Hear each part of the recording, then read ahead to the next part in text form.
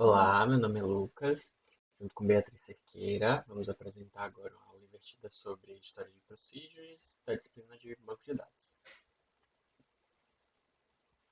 Bom, primeiro a definição de História de Procedure, trazendo aqui as referências dos principais livros da disciplina. Navat define uma História de Procedure como um módulo armazenado persistente pelo servidor de banco de dados, inclusive esse é um nome alternativo da História de Procedure.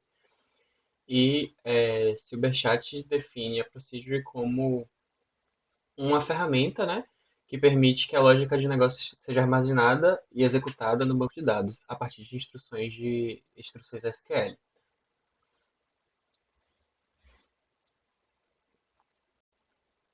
Aqui alguns casos de uso, né, e recomendações de utilização da história de Procedure.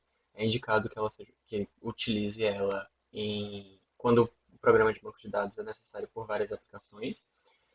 E aí isso permite que a solução fique modularizada é, e evite tanto a duplicidade sei lá, de código, de esforço, quanto facilita a manutenção dessa solução.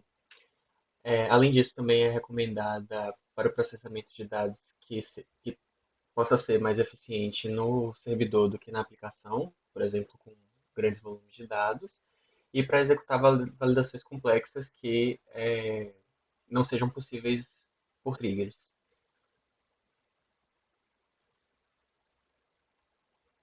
Aqui um exemplo da sintaxe para criar uma procedure.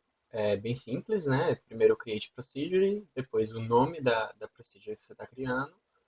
Em seguida, uma lista de parâmetros que é opcional, não é obrigatório na procedure, e o corpo da procedure que são os passos que ela vai executar, né?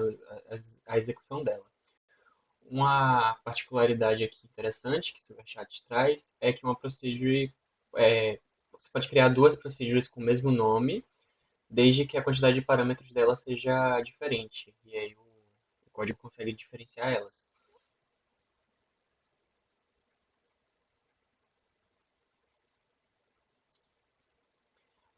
Trazendo um pouquinho da sintaxe agora dos parâmetros, os parâmetros eles podem ser definidos como in, out ou ambos, né, in, out, mas essa classificação também é opcional, você pode declarar o parâmetro sem ela. Em seguida, vem o nome do parâmetro que você está usando, que ele vai ser usado dentro da procedure somente. E também dados opcionais, né, que é o tipo desse parâmetro e um valor default para ele, um valor padrão. Por fim, o último exemplo aqui de sintaxe da execução é a chamada da procedure. Para chamar basta escrever call, o nome da procedure que foi criada e os parâmetros se forem necessários, né? Aqui as referências que a gente usou nessa apresentação e em seguida a Beatriz vai demonstrar uma aplicação prática. Bom, olá, meu nome é Beatriz Cerqueira e eu vou demonstrar um pouquinho de um caso de uso da Procedure no projeto 3, né, da disciplina, que foi o projeto que foi atribuído a mim, e aqui no cadastro de uma turma com validação. Bom, inicialmente a gente faz o Create or Replace Procedure, né, que a gente deu o nome aqui de cadastrar turma, e aí a gente declara aqui os parâmetros. Então a gente tem os parâmetros de entrada, que são os dados que a gente precisa para criar a turma, que são o código da turma, o ID da disciplina, o ID do horário da turma, o ID do professor que vai ministrar aquela turma, e o ID da sala onde aquela turma está alocada. E a gente tem parâmetros de saída, que são o sucesso, indicando se a turma foi criada ou não, uma mensagem, que pode ser de sucesso ou de erro, e o ID da turma criada, todos seguidos com o tipo, né, do dado.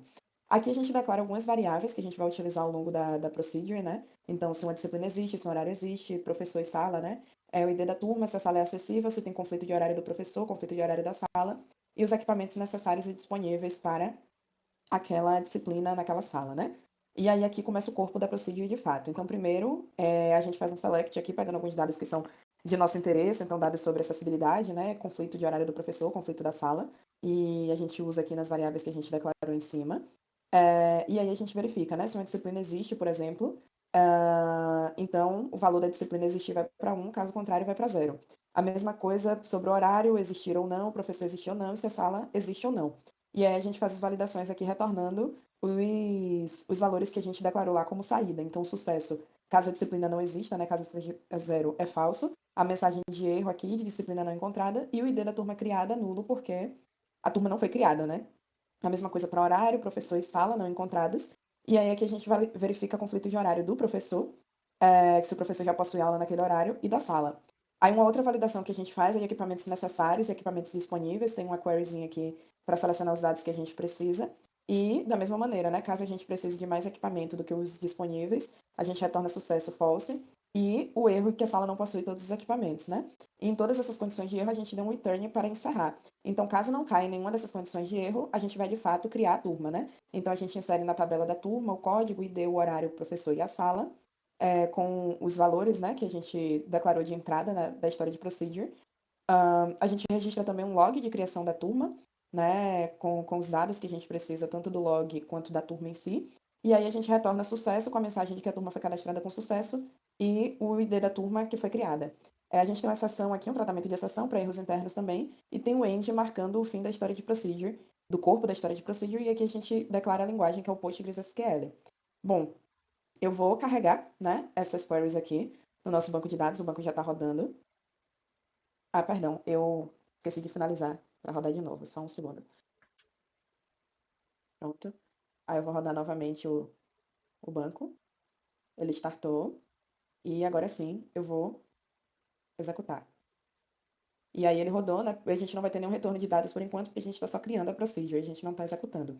E aí agora a gente tem aqui um exemplo de uso de como a gente pode executar e ver se aquilo ali está funcionando. Então a gente tem o call, né, que o Lucas mostrou, o nome da procedure e aqui os parâmetros, né? Então a gente está tentando cadastrar a turma 9, só que nesse caso a gente quer testar um caso de erro. Então a gente coloca uma disciplina que não existe, tá vendo? E aí quando a gente rodar aqui, executar a query, ela vai retornar, tá vendo? Sucesso como false, a mensagem que a disciplina não foi encontrada e o ID como null. A mesma coisa vai acontecer se a gente testar aqui com a turma, perdão, um horário não existente, um professor não existente e uma sala inexistente. A gente tem também aqui para conflito de horário do professor, então se eu rodar, vai aparecer que o professor já possui aula, a mesma coisa para conflito de horário da sala. E aqui um erro de equipamento, né? Então, quando a sala não possui todos os equipamentos necessários para aquela disciplina. Por fim, a gente tem aqui um exemplo de sucesso quando a gente roda. Ele vai dar o sucesso aqui como true e vai dizer que a turma foi cadastrada com sucesso e que o ID da turma criada foi a turma 9, né? Então ela foi criada aqui com esses parâmetros que a gente passou. Esses iniciais são os parâmetros de entrada, né? Que são o código da turma, ID da disciplina e ID do horário do professor e da sala. E os três últimos aqui a gente passa como null, que eles são os out. Nesse caso a gente não está fazendo nada com a saída, por isso que a gente passa como null. Mas eventualmente a gente poderia passar o parâmetro de saída diferente e utilizar esses valores retornados para outra coisa. Bom, aqui a gente consegue executar a query, vendo que, de fato, a turma 9 foi criada, tá vendo? Ela está aqui na relação. E a gente consegue também executar os logs, consultar a tabela de auditoria e ver que tem um log de ID1, e se a gente expandir aqui, a gente vê que o ID da turma 9, né, a criação de turma, foi realizado com sucesso. E é isso, pessoal. Obrigada.